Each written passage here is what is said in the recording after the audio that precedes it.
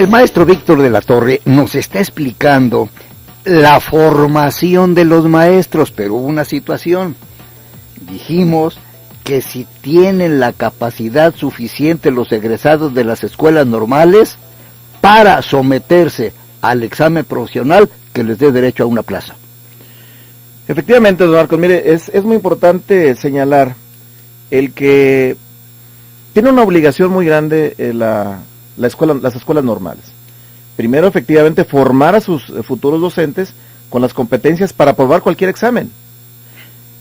La semana anterior nos reunimos con los señores directores de las escuelas normales para trabajar un programa que ya arrancó con los alumnos de octavo semestre y también algunos de otras generaciones que deseen incorporarse o que no hayan adquirido plaza y que deseen incorporarse a un curso de fortalecimiento a las habilidades docentes, además de los estudiantes normales, para quienes están en ya en otro espacio y que quieran acudir. Arrancamos pues en las 11 escuelas normales públicas con este curso de habilidades, que habrá que decirlo, lo planteamos como obligación a las escuelas normales, por una indicación de la DGESP, la Dirección General de Educación para Profesionales de la Educación. Y desde luego esto le va a permitir a los futuros egresados obtener mejores lugares en el examen de oposición para la obtención de plazas aplicadas por el INE, conforme a las reglas de operación de la Ley del Servicio Profesional Docente. De tal manera que creemos que además de este curso, todo lo que han venido tomando en su trayecto formativo le va a permitir tener mayor capacidad. No significa que no la tenga. Si nosotros queremos ver los resultados, que son muy, muy fríos, podemos decir, por ejemplo, que en los primeros 20 lugares del último año de evaluación en primaria, por ejemplo, de 15 a 18 son de la escuela normal, de la Benemérita y Centenaria, o de las otras escuelas que preparan licenciatura de educación primaria.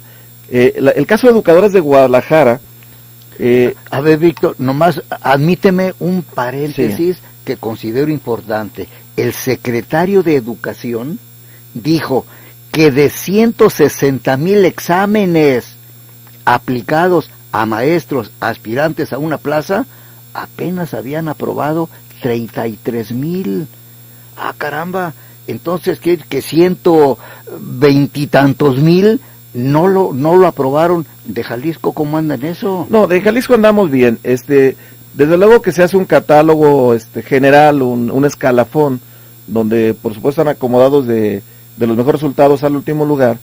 Y aquí tenemos incluso gente que aprobó el examen o que está como apto para ingresar al servicio profesional docente, pero que por el número de plazas disponibles no ha ingresado. O sea, ese problema nosotros lo tenemos aquí en Jalisco, pero a la inversa, es decir, sí tenemos gente con calificación apta para ingresar al servicio profesional docente. Aquí el problema es la oferta de las plazas.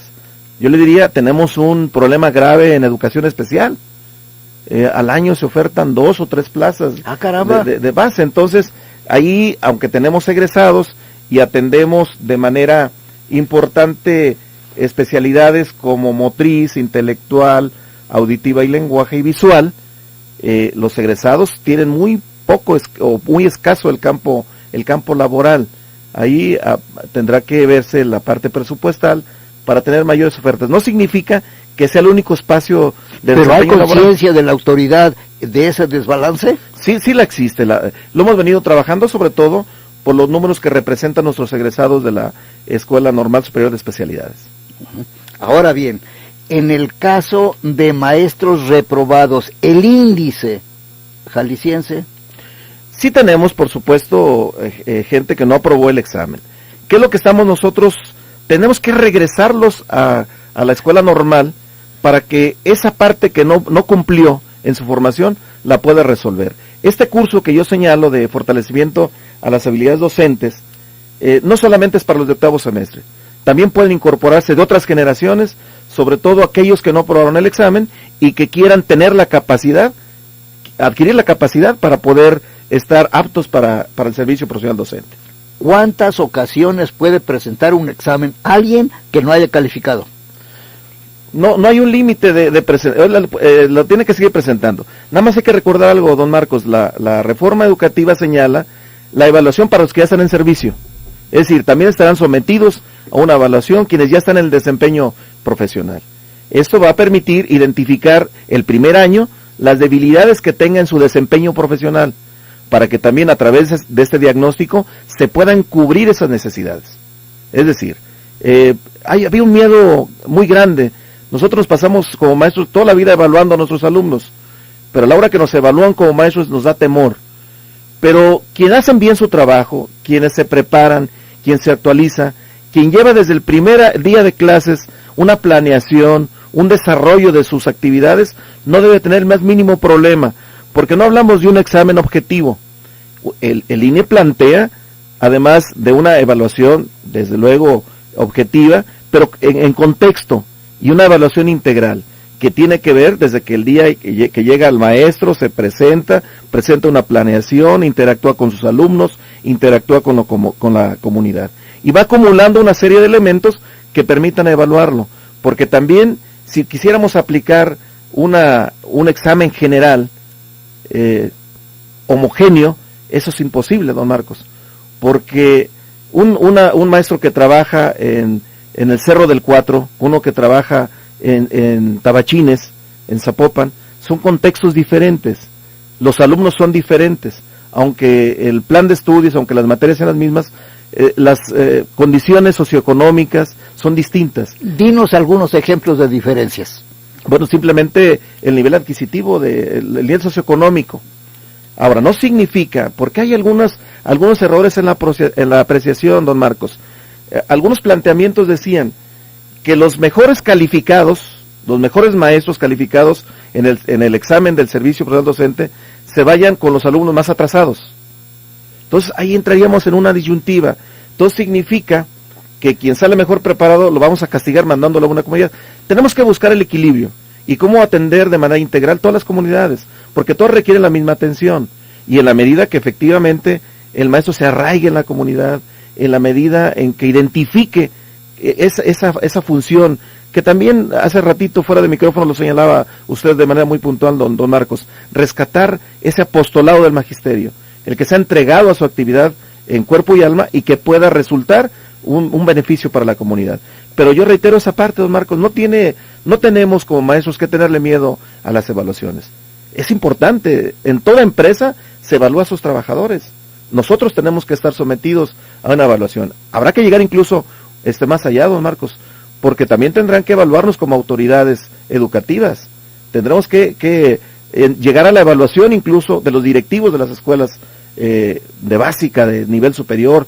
Los de normales ya están sometidos a los exámenes, simplemente para que sean contratados. Los 11 directores de escuelas normales se sometieron a un examen, una serie de exámenes, no solamente un examen, una presentación de un proyecto, un examen integral, etcétera, etcétera. Entonces sí estamos en esa parte, don Marcos. Pero fíjate qué importante lo que acabas de decir, porque hay una inquietud que, digo, tú la vas a interpretar porque yo no conozco el fondo. El señor Amaral dice,